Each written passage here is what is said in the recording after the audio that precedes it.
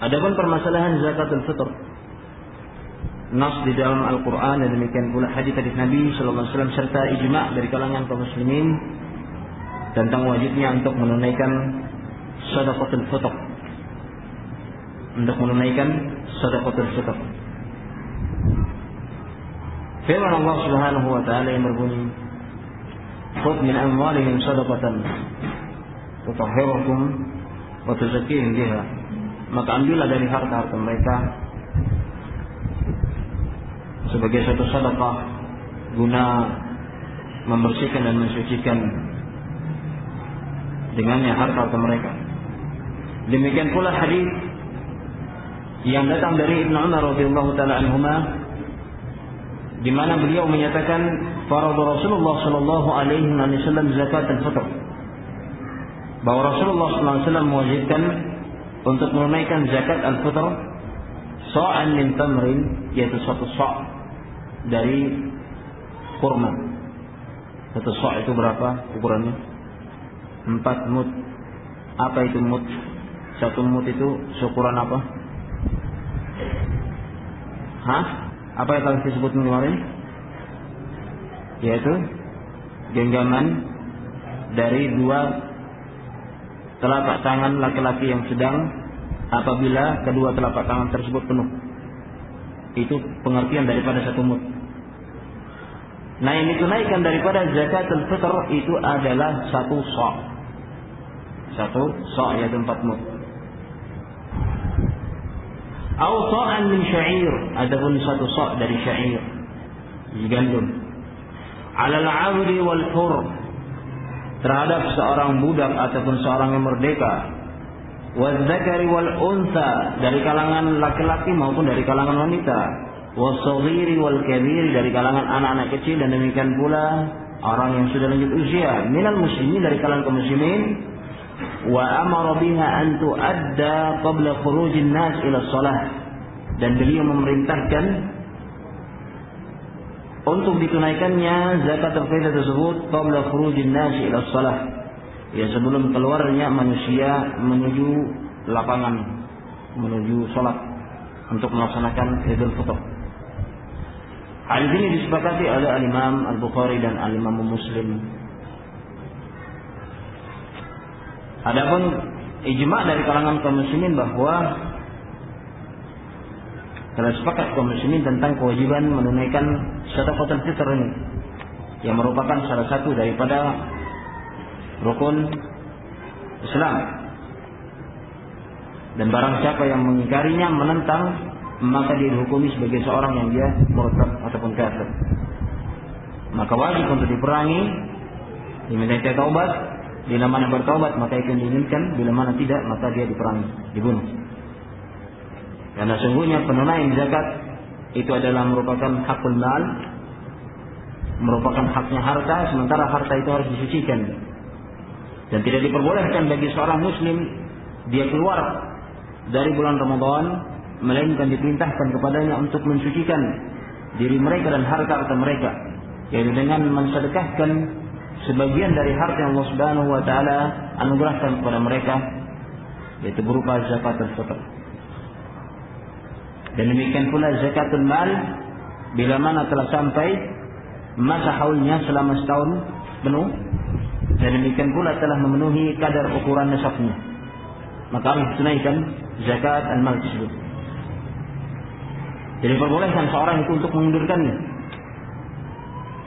karena demikian besar ancaman yang Allah Subhanahu wa taala gambarkan di dalam Al-Qur'an bagi orang-orang yang mereka menimbun ataupun menumpuk-numpuk harta dan mereka tidak mau menginfakkannya di jalan Allah Subhanahu wa taala. Datang dari hadis-hadis yang lain yang menunjukkan bahwasanya kaum muslimin diperintahkan oleh Nabi sallallahu alaihi wasallam untuk mensedekahkan dari sedekatul fitr, dari berupa bahan makanan pokok. Sebagaimana datang dari hadis Abu Sa'id Al-Khudri radhiyallahu anhu qala, Abu Sa'id radhiyallahu taala anhu menyatakan, kunna nu'tiha fi zaman Nabi sallallahu alaihi wasallam sa'an min ta'amin aw sa'an min tamarin aw sa'an min sya'irin aw sa'an min zabibin, muttafaqun alaih. Dulu kami menyalurkan zakatul fitr di zaman Nabi sallallahu alaihi wasallam adalah berupa 1 sa' dari makanan.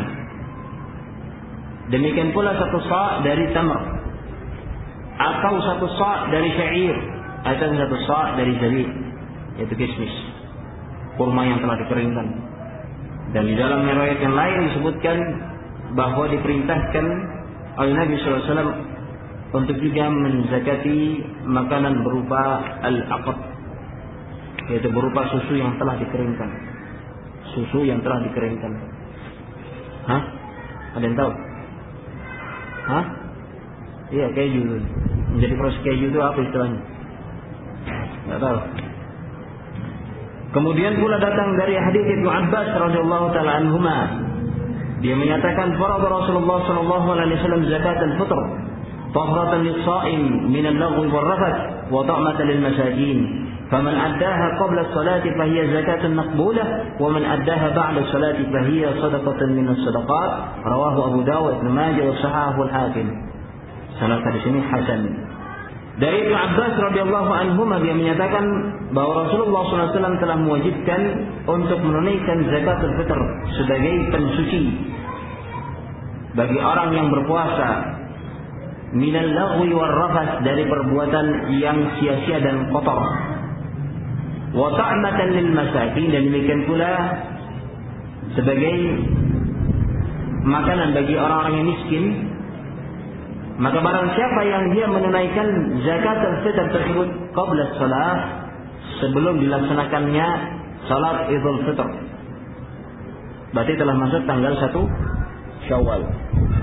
Dan ini hukumnya adalah afdal, lebih utama dilaksanakan.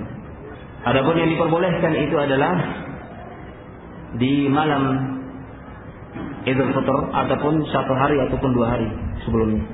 Itu hukumnya jaiz, boleh.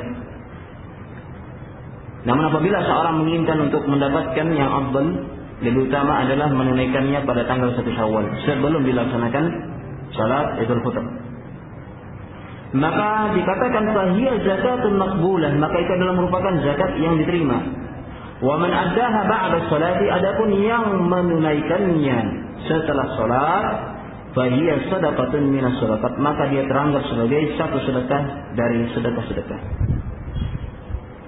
Hadis ini diriwayatkan oleh Imam Abu Dawud, Ibnu Majah, dan disahihkan oleh Imam Hakim, dan derajat hadis ini hasan. Dalam permasalahan ini ada beberapa hal, kalau sempat kita sebutkan karena waktu sudah mencukupi, tentang masalah hukum sedekatul fitr. Telah kita sebutkan tadi bahwa hukum sedekahkan daripada sedekatul fitr itu hukumnya adalah wajib. Hukumnya adalah wajib berdasarkan daripada nas-nas yang telah disebutkan tadi dari hadis dari Rasulullah sallallahu alaihi wasallam.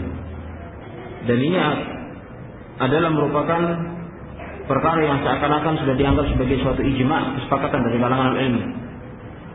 Namun tetap saja di sana ada perselisihan di kalangan para ulama, bahwa ada sebagian dari kalangan para ulama dan dianggap bahwa penunaian zakatul fitr itu hukumnya adalah sunnatun muakkadah, sifatnya yang sunnah muakkadah.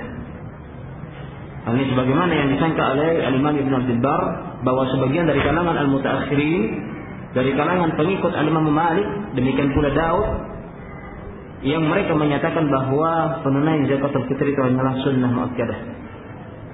Dan demikian pula Ibn Hazm juga menyangka demikian, bahwasanya mazhab Imam Malik lah yang menyatakan bahwasanya penunaian zakatul fitr hanyalah sunnah muakkadah.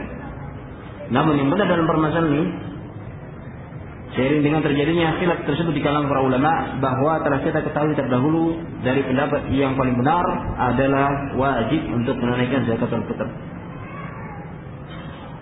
Dan bagi siapa yang tidak menunaikannya, maka sungguh dia telah berdosa. Dan demikian pula seorang yang dia menunaikan zakatul fitr setelah dilaksanakannya salat Idul Fitr, maka teranggap sebagai satu sedekah dari sedekah-sedekah, dan orang yang melakukan yang demikiannya dia telah berdosa. Bukan dikatakan sebagai satu sedekah dari sedekah-sedekah itu menunjukkan bahwa tidak mengapa orang yang melakukan yang demikian, tetapi justru orang yang melakukan yang seperti ini dia teranggap telah melakukan perbuatan dosa, telah melakukan suatu perbuatan dosa. Na'udzubillah min dzalik.